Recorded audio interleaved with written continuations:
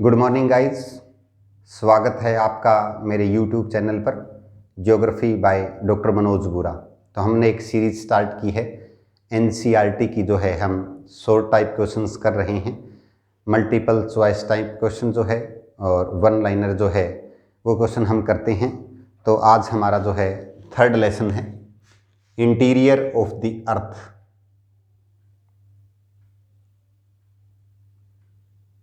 पृथ्वी की जो है आंतरिक संरचना, कि पृथ्वी के अंदर जो है क्या क्या मटेरियल है, उस मटेरियल के साथ कितनी मात्रा में है वो। फर्स्ट क्वेश्चन है up to which depth man's knowledge of structure of earth is limited, कि मानव की जो कौन सी नॉलेज है, कितनी किलोमीटर या मीटर की गहराई तक गया है। तो जो ह्यूमन बींग्स है वो हमें पता है कि 4 किलोमीटर जो है रॉबिन्सन जो माइन है वहाँ पर गया है। लेस देन 4 किलोमीटर है रॉबिन्सन, लेकिन अंटार्कटिका का जो प्लेस है वो है 12 किलोमीटर। तो राइट आंसर जो है वो 12 किलोमीटर है। सेकंड क्वेश्चन है name the 3 layer of the earth. Earth की जो है 3 मुख्य लेयर मानी गई है, क्रस्ट, मेंटल एंड कोर। अगर हम बात करें तो सियाल, सीमा एंड नीफे, ये हमें 3 लेयर्स बतानी है। इसके बारे में भी जो है आपको पता होना चाहिए कि सियाल में जो है क्या क्या मटेरियल है, सीमा में क्या मटेरियल है और नीफे में क्या मटेरियल है। ज्योग्राफर स्वेस का नाम आपने सुना होगा, उनके द्वारा दिए गए हैं। सेकंड क्वेश्चन है नेम दी 3 लेयर्स वाला जो है क्रस्ट, मेंटल, कोर, हमारा यहाँ पे ये राइट आंसर है। थर्ड क्वेश्चन है what is the density and thickness of crust. तो यहाँ पर जो हमारे ऑप्शन है वहाँ है 2.7, जो है वो 2.7 ये डेंसिटी है क्रस्ट की, और 50 किलोमीटर्स जो है वो इसकी थिकनेस है, according to the NCERT question है ये। नेक्स्ट क्वेश्चन है what does the word sial stand for. यहाँ पर सियाल के बारे में पूछा गया है। तो sial means silica and Al falls aluminium. Sial और एल्यूमिनियम जो है यहाँ पर पाए जाते हैं, इसलिए जो है इसे सियाल कहा गया है। नेक्स्ट क्वेश्चन है what does the word Seema stand for. तो इसका आंसर है silica, SI for silica and MA for magnesium. इसी तरह से जो नीफे का क्वेश्चन है वो NI फॉर है निकिल और FEL है फेरल। निकिल और फेरस जो है वो यहाँ पाए जाते हैं। नेक्स्ट क्वेश्चन है what is the density of nife. तो डेंसिटी जो है वो है इसकी 17, और इसकी जो थिकनेस है 17 जो है डेंसिटी है नीफे की, और 2500 जो किलोमीटर्स है ये इसकी थिकनेस है। नेक्स्ट क्वेश्चन है from which Greek word the term volcano has been derived. Right answer is from Greek word Vulcan. Vulcan जो वर्ड है मीनिंग जो है इसका होता है गॉड ऑफ अंडरग्राउंड। अंडरग्राउंड, उसी के आधार पर जो है वोल्केनो यानी कि ज्वालामुखी, जिसके बारे में आते हैं हम क्रेटर, मैग्मा, लावा, इस तरह के जो शब्द हैं हमें ध्यान में आते हैं। और ये वही वोल्केनो है जो अर्थ की इंटीरियर के बारे में समझने में जो है इंसान को जो है बताते हैं। इसके बाद जो सबसे ज़्यादा जो है वो भूकंपीय तरंगे जो है वेव्स के द्वारा जो है हमें पता चलता है पृथ्वी की आंतरिक संरचना के बारे में। नेक्स्ट क्वेश्चन है what name is given to the molten matter within the earth। Molten यानी कि अर्थ के बीच में जब है तो उसे क्या कहा जाता है? The right answer is magma. जब अर्थ के अंदर जो होता है पदार्थ तो उसे मैग्मा कहा जाता है। Next question, what name is given to magma when it appears on the surface of the earth? जब मैग्मा जो है धरातल पर आ जाता है, अर्थ सरफेस पे आ जाता है, तो इसी मैग्मा का क्या नाम होता है? द राइट आंसर इज लावा। इसे लावा कहते हैं। Next, name the main parts of a volcano, कि वोल्केनो के अंदर जो है मुख्य भाग क्या है? तो आज जो है हम लेसन कर रहे हैं इंटीरियर ऑफ द अर्थ, पृथ्वी की आंतरिक संरचना, जिसमें हमने अभी तक देखा है कि इंटीरियर में जो है क्या क्या पाया जाता है, अर्थ की जो है कितनी लेयर है, उनका क्या नाम है, सियाल, सीमा, नीफे जो है उसके अंदर क्या क्या मिलता है। तो नेक्स्ट क्वेश्चन जो है हमारा था main parts of a volcano. तो फर्स्ट तो है इसमें वेंट या ओपनिंग जो है, मुख जो है यहाँ। सेकंड है वोल्केनिक पाइप, कि जिस नली के द्वारा जो है निकलता है, जो मैग्मा लावा में बदलता है, उसे बोलते हैं वोल्केनिक पाइप। और जो नेक्स्ट है वो है क्रेटर। ये जो है मुख्य वोल्केनो के पार्ट्स थे। नेक्स्ट क्वेश्चन है name 2 types of volcanic eruption, कि वोल्केनिक इरप्शन जो है ज्वालामुखी उद्गार के 2 टाइप बताने हैं। तो हम कह सकते हैं सेंट्रल और फिशर इरप्शन। सेंट्रल केंद्रीय, सेंट्रल इरप्शन एंड फिशर जो है इरप्शन, मुख्य जो है इसके टाइप्स है वोल्केनिक इरप्शन के। नेक्स्ट है name an active volcano in India. India के अंदर जो है 2 वोल्केनो हैं। ये जो क्वेश्चन है ये HPSC में भी आया था। तो राइट आंसर जो है वो है बैरन। बैरन एक ज्वालामुखी है इंडिया में जो कि एक्टिव है, ओनली वन है ये इंडिया का जो है, ओनली वन एक्टिव वोल्केनो है जो। और इसके अलावा एक और है इंडिया के अंदर जो है वो है नारकोंडम, जो कि डोरमेंट है, सुसुप्त ये जो है। तो दोनों के दोनों जो है ये अंडमान एंड निकोबार के अंदर जो है हमारा जो एक यूनियन टेरिटरी है इंडिया का, 8 यूनियन टेरिटरी है, उनमें से एक है अंडमान एंड निकोबार। उसके अंदर दोनों के दोनों जो है वो वोल्केनो है, बैरन और नारकोंडम। 3 प्रकार के जो है वो ज्वालामुखी होते हैं, सक्रिय, निष्क्रिय और सुसुप्त। एक्टिव, डोरमेंट और डिस्टिनेक्ट जो होते हैं, एक डिस्टिनेक्ट भी होते हैं निष्क्रिय। इनको एक्टिव वो कहा जाता है जो थोड़े थोड़े समय के दौरान जो है इनके मुख से उद्गार निकलता रहता है। जैसे कि भूमध्य सागर का जो है प्रकाश स्तंभ जो है स्ट्राम्बोली को कहा जाता है, वहाँ से लगातार ऐसे लगता है कि प्रकाश की तरह जलता हुआ नजर दिखाई देता है। इंडिया का एकमात्र एक्टिव वोल्केनो बैरन है। डोरमेंट होता है कि जो है जब से हमने वोल्केनो के बारे में अध्ययन किया तो कभी तो इसमें उद्गार हो जाता है, कभी बहुत से सालों तक उद्गार नहीं होता है, तो वो होता है डोरमेंट, निष्क्रिय नहीं, ये सोया हुआ कह सकते हैं, सुसुप्त। और ये सबसे खतरनाक में से एक माना जाता है, क्योंकि जहाँ पर एक्टिव है वहाँ हमें पता है कि यहाँ से तो जो है उद्गार होता ही रहता है, जबकि डिस्कनेक्ट है वहाँ से होता ही नहीं है।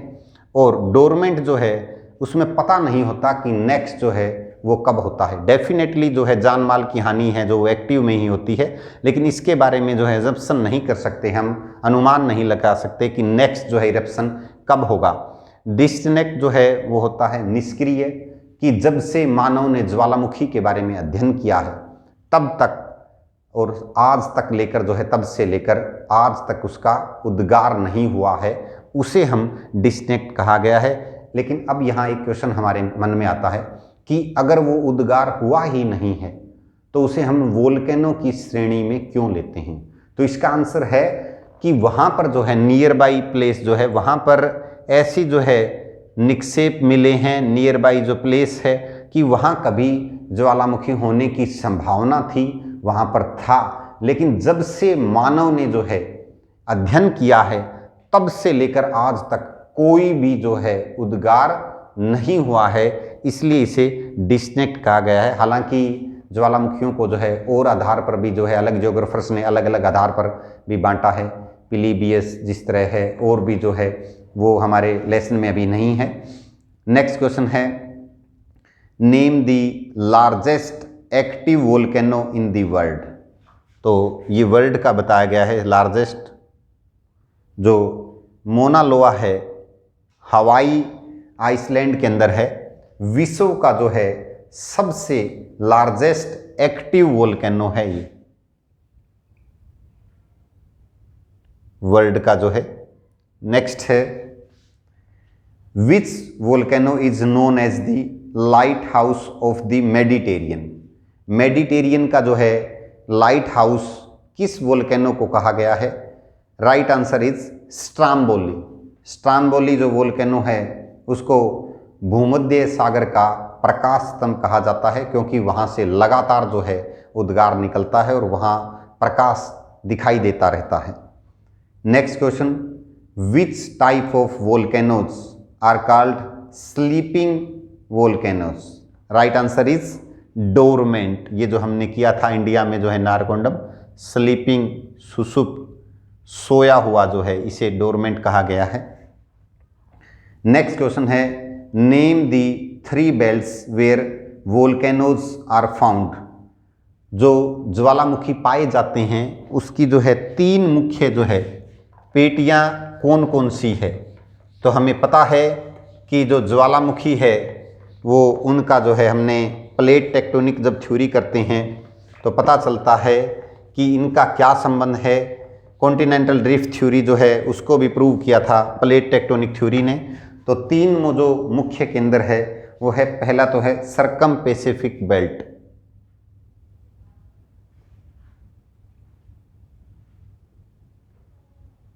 सेकंड जो है हमारा इसके अंदर जो है mid world mountain world, mid mountain जो है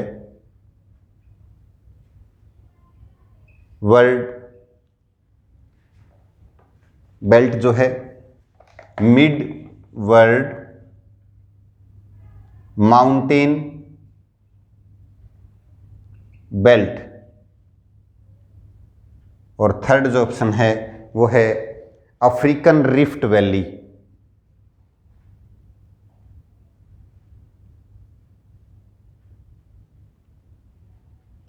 नेक्स्ट क्वेश्चन है, what is a crater.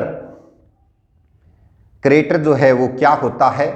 A funnel shaped hollow at the centre of a volcano. Volcano को जो केंद्र में है ये फनल शेप जो होलो है उसे क्रेटर कहा जाता है।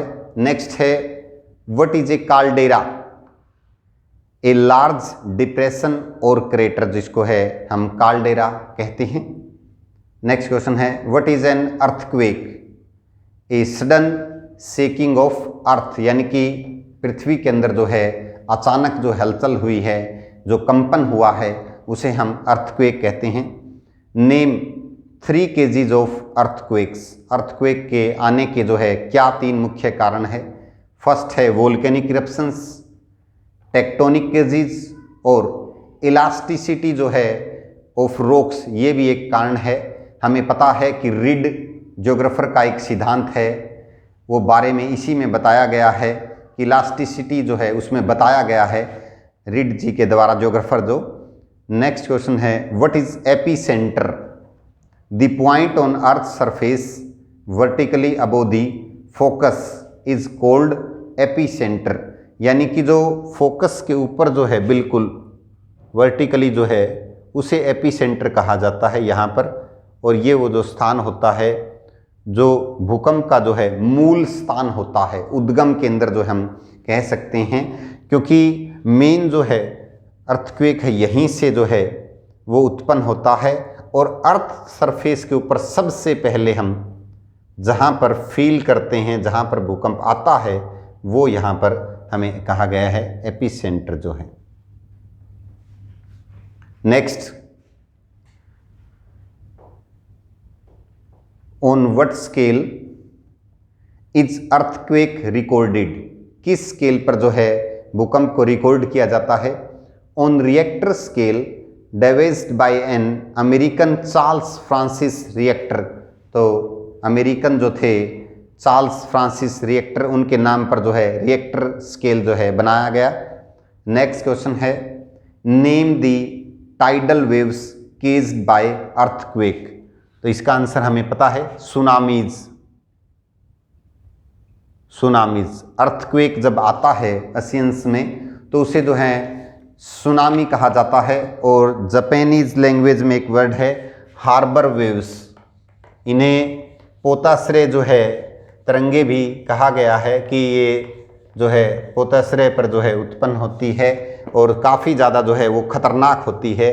सुनामीज में एक बार जो है वाटर जो है वो विड्रॉल होता है, पीछे की तरफ जाता है और फिर बहुत ज़्यादा स्पीड से जो है वापस आता है और तट से बाहर की सीमा को जो है लांघ जाता है, जिससे मानव को बहुत ज़्यादा नुकसान होता है। वनस्पति, जीव जंतु और मानव के आवास, एग्रीकल्चर एरिया जो है वो सब क्षेत्रों को जो है तबाह कर देता है जो है। तो MCQs है, विच one of the flowing earthquake wave is more destructive, कि कौन सी जो है अर्थक्वेक वेव है इसमें ज़्यादा जो है डिस्ट्रक्टिव है? ऑप्शन है P waves, S waves, surface waves और none of above. Right answer is, तो इसके अंदर हमारा आंसर है सरफेस वेव्स, यानी कि L वेव्स जो है वो सबसे ज़्यादा जो है डिस्ट्रक्टिव है। Next, which one of the following is a direct source of information about the interior of the earth? Option है earthquake waves, volcanoes, gravitational force, earth magnetism. Right answer is D, earth magnetism. Next question, which type of volcanic eruptions have caused Deccan trap formation? Option है shield, flood, composite और caldera. तो इसमें right answer है हमारा flood. Next question, which one of the flowing describe the lithosphere? Lithosphere में से निम्न में से जो है कौन सा डिस्क्राइब करता है? हमें पता है कि जो अर्थ के ऊपर हमने क्रस्ट मेंटल कोर जो है बनाए थे उसके अंदर 5 डिसकंटिन्यूटीज है, 5 डिसकंटिन्यूटीज है। और यहाँ पर क्वेश्चन पूछा है कि लिथोस्फीयर को डिस्क्राइब कौन करता है? ऑप्शन है upper and lower mantle, crust and upper mantle, crust and core, mantle and core. तो अपर मेंटल और लोअर मेंटल में तो बिल्कुल नहीं होता लिथोस्फीयर, ए ऑप्शन नहीं है। क्रस्ट और कोर देखिए कहीं संपर्क ही नहीं है, क्रस्ट के बाद मेंटल है तो सी ऑप्शन नहीं है, और मेंटल और कोर भी नहीं है। तो हमारा यहाँ एक ही ऑप्शन बचता है B, crust and upper mantle जो है इसका राइट आंसर है। तो ये हमारा लेसन था इंटीरियर ऑफ द अर्थ, पृथ्वी की आंतरिक संरचना है जिसमें डायरेक्ट और इनडायरेक्ट जो है वो सोर्सेज बताए गए हैं, जिसके अंदर सबसे ज़्यादा जो है हमें डायरेक्ट के द्वारा और इनडायरेक्ट में कैसे सूचनाएं प्राप्त होती है। तो स्टूडेंट्स, हमारी लाइव क्लासें जो है चैनल पे चल रही है और आप हमारी वीडियोज़ को जो है लगातार देखते रहिए। हमारे चैनल को जो है सब्सक्राइब कीजिए, लाइक कीजिए और हमारा हौसला जो है इसी तरह बढ़ाते रहिए। थैंक्स।